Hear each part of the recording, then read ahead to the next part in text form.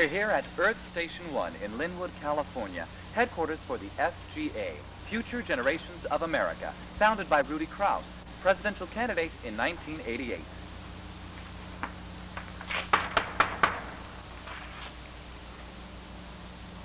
Let's go around to the back.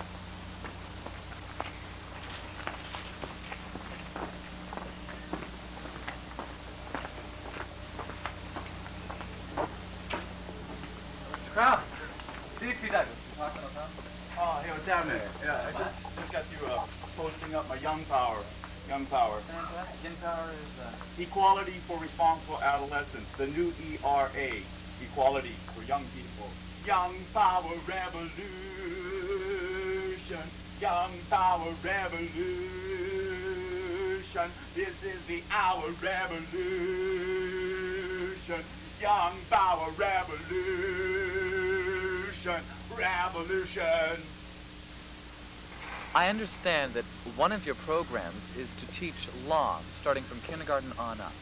You want to tell me something about that? California Forms of Pleading and Practice, the legal text references that all attorneys use in the state of California are as easy to comprehend as Mother Goose nursery rhymes. We should start all the kids off with see Dick, Sue Jane instead of see Spot Run. If we give the kids a greater demand, they will meet that demand. Right now they're being spoon-fed. That's why we have a bunch of milksops as adults.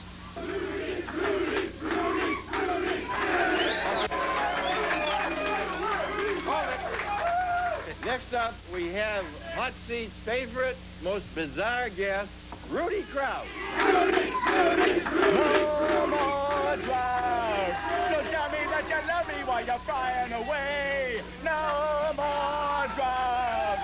Don't think that you can lie to me night and day. No more drugs. No more drugs.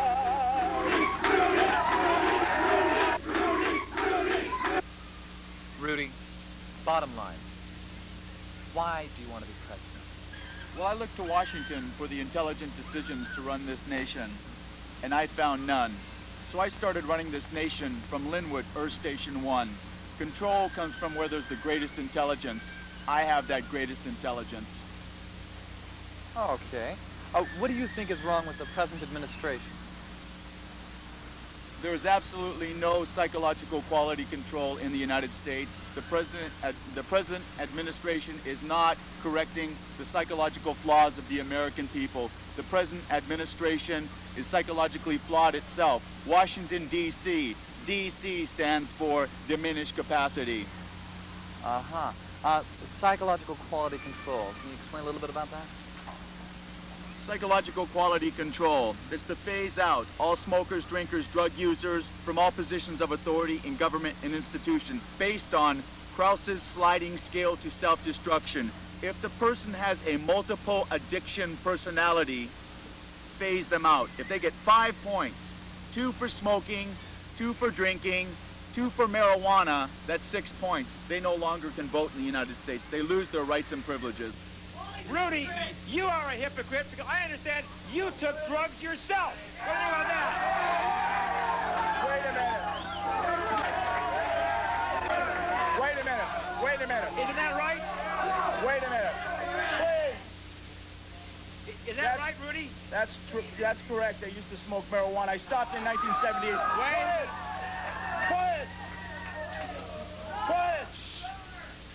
No, I'm not a hypocrite because I don't use drugs anymore. I stopped in 1978. That's when I was just a kid, irresponsible for the things I did. You also took cocaine. Once. And I realized that coke is no joke. I was using marijuana and the marijuana led to coke. The marijuana led to coke. And I stopped. That scared me. That was in 1978, and I haven't used it since. Well, I have news for you, Rudi. And I don't use alcohol either. Now, you were telling me about the mental institute. I was falsely imprisoned in a mental institution on a sick joke from some security guards. They were fat, sloppy, stupid, ignorant. They played a sick joke on me. They said because I was talking fast that I was insane. They initiated a 5150 process That meant that I was a danger to myself, a danger to others, gravely disabled. I was none of that. They initiated the process. I was the 5150 in the 5150 situation. Therefore, I was the 5150, right? Wrong. I was only suspected of being a 5150. But once they called me a 5150, I could not stop the process. Then they put me in a mental institution, shot me up with drugs for 7 days, released me on no probable cause, started a false historical psychiatric record that I'm insane, which is totally asinine. The only people who were insane were the people who aggressed against me in their malicious and maniacal manner. Everything Rudi does is ridiculous and ludicrous. That's why I keep having him on the show, so he keeps showing himself to be more and more ridiculous. Nobody's going to run for president that's going to make any headway except probably me. I went to Rancho Los Amigos Hospital on authorization from Valerie Hernandez in the administration, requesting that Rancho Los Amigos Hospital, a paralysis center, endorsed my 1984 Los Angeles Olympic Games opening day ceremonies Olympic torch relay department proposal. Straight to Peter Uberoff. I wanted a wheelchair athlete to light the Olympic flame. Rancho Los Amigos Hospital is a paralysis center. They were happy to receive the proposal. Because I recited that statement rapidly to Rancho Los Amigos Hospital security, they thought I was insane. I told them, I said, look, here, it's on paper right here. It's an automatic response answer. I've stored it away in automatic poetry. I recited it rapidly. That's why, because I memorized the answer. Hey, what's up? This is the back of the Earth Station 1 complex, the Department of Agriculture. Oh, this is what you called your justification for corporation farming. That's right. Oh, Yeah. that's right. Here's the latest yield. Check out this corn. Would you like to have some popcorn tonight? Oh, I'm not really a popcorn man. Jiffy Pop might buy it. What exactly is this? This is the director of the Environmental Protection Agency for the United States. You can see she's doing a real good job. Well, but exactly what does she scare off? The immigrant farm workers from Mexico. Ah. So then they asked me, why am I talking so loud? I said, because I was wearing the super cosmic visor, which I'd invented. I was applying for a patent. They said, what's that have to do with your voice being loud? I said, well, watch. When I talk right now, my voice is loud. But when I talk right now, my voice isn't as loud. See if you notice a difference. I'm not changing the volume of my voice. When I talk right now, my voice is loud. And when I talk right now, my voice isn't as loud. Did you notice a difference? Yes, I did. Yeah, my voice went louder. It's the same principle as the megaphone effect. Well, they really thought I was crazy now. Then they called the Downey police. The Downey police made Mickey Mouse and Goofy jokes at me.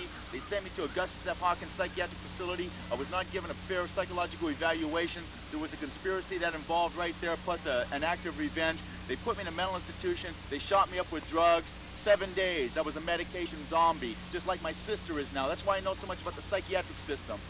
What exactly did your doctor tell you at one point? You had mentioned this earlier.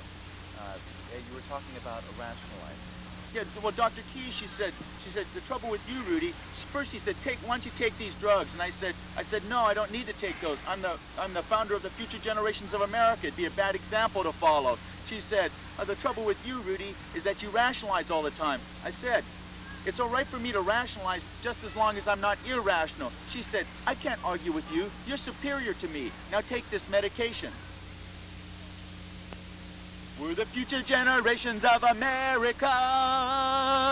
We stay on top of the world, not under it.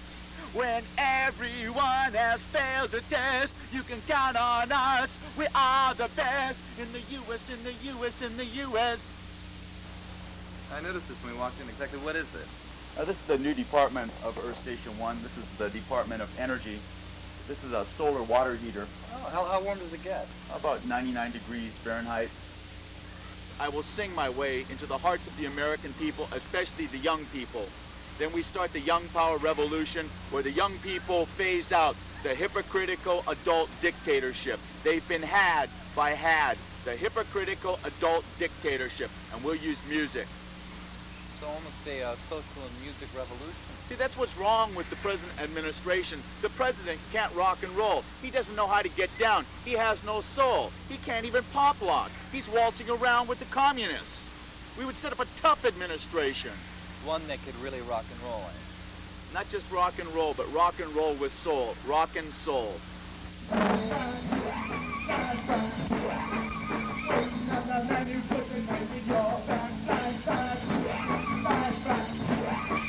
Crazy.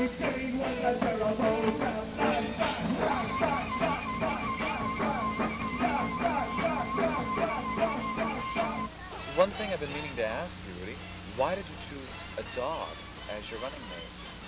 What can Mr. Pinto do? Well, for example, Mr. Pinto, he has a new program for South Africa. His plan is to send a whole bunch of Dalmatian dogs to Peter Botha in Pretoria. I mean, Botha, he can't discriminate against a dog that's black and white, so how can he discriminate against anyone?